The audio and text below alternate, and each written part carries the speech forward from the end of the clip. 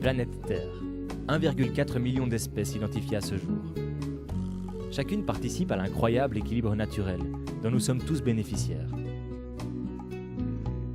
Dans notre écosystème planétaire, toutes les espèces interagissent selon des millions de combinaisons. De nombreuses sont encore insoupçonnées.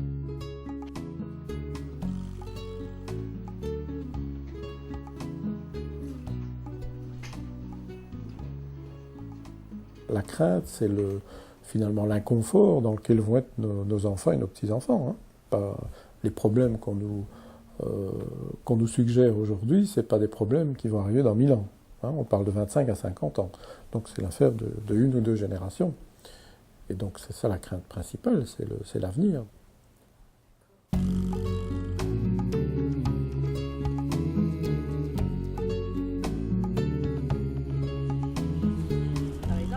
Voilà, c'est en français, mais enfin, on fait tellement de néologismes que non, le qualité du PCDN, c'est d'avoir il y a des aménagés pour accueillir les chèvres. Donc ici on a ça. Alors comme activité qui se déroule ici, on est dans un vieux verger et on place ici des nichoirs à chouettes chevêches. On place ce style de nichoir parce qu'ici dans la région, les vergers ont tendance à diminuer. Comme il en subsiste encore quelques-uns ici autour de Verviers, on essaye de les protéger et également d'installer des nichoirs pour protéger la chouette qui vit uniquement dans les vergers. À ce jour, plus de 15 000 espèces sont menacées. C'est pourquoi de nombreuses personnes s'investissent quotidiennement au sein d'actions collectives subsidiées par la région wallonne. C'est ce que l'on appelle les PCDN, plans communaux de développement de la nature. Leur but est de créer des synergies, des coopérations entre divers intérêts, afin de préserver notre patrimoine naturel pour les générations à venir. Voilà. Ici nous sommes sur le site de retenue d'eau de nos deux baies. C'est un bassin d'orage qui est aménagé naturellement, c'est-à-dire que ce n'est pas une grande baignoire en béton comme on pouvait voir avant un bassin d'orage, c'est un site où on a laissé la nature se développer. Alors, dans le cadre du PCDN, eh bien, on essaye que ce site se développe au mieux pour la conservation de la nature, essayer d'avoir un maximum de biodiversité. On a mis ça pour d'abord attirer les insectes. Vous savez, la parcelle ici, on y met des insecticides. Donc essayer de favoriser, de donner à ces insectes un endroit où ils puissent mettre leurs œufs et leurs larves tranquillement, que la métamorphose se fasse de manière naturelle. Au départ du PCDN, un des objectifs c'était de faire un inventaire de la biodiversité sur l'entité de la commune de Tellin. Et un des résultats de l'inventaire, c'est qu'on avait un patrimoine riche et diversifié, mais néanmoins il y avait des éléments manquants, et notamment les vergers aux tiges.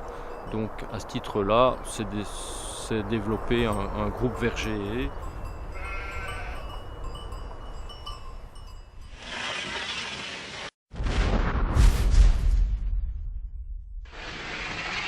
À partir du moment où on enlève des éléments, ça ne se remarque pas trop. Et puis il arrive un moment où le dernier élément que vous enlevez est celui qui soutenait tout ce qui reste. Et donc à ce moment-là, tout s'écroule. Et là, il n'est plus possible de revenir en arrière. Je crois que la nature, surtout la nature ordinaire, est vraiment à l'affaire de tous. Il n'y a pas que les réserves naturelles, il n'y a pas que la nature extraordinaire, il y a aussi la nature des bords de route, il y a les jardins, il y a les bords de rivières.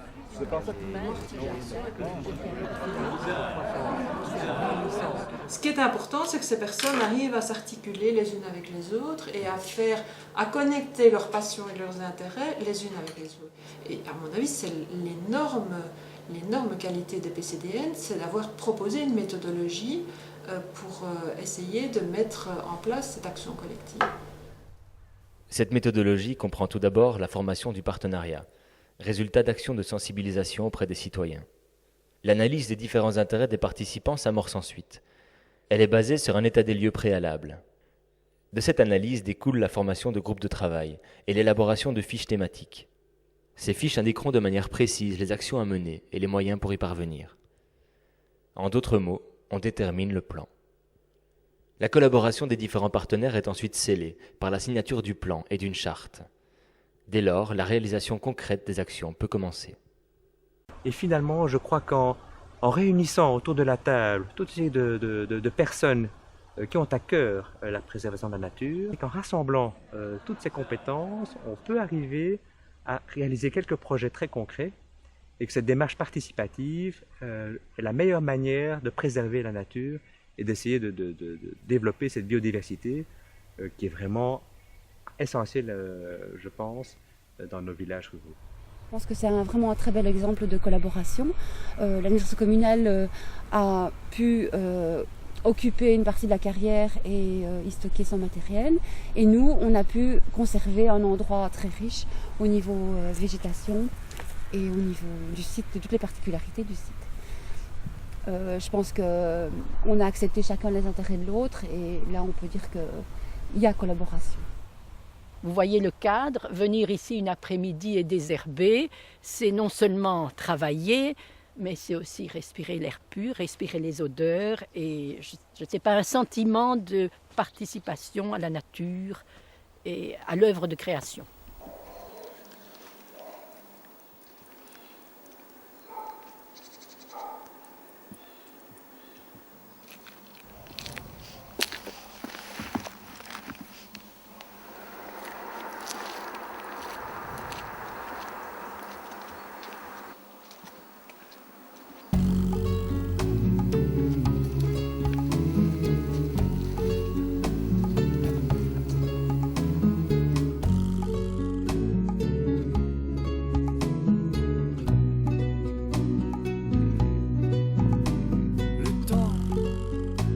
Passe vite, distille les arts, immobile au milieu de ce champ de bataille où se trouve mon âme.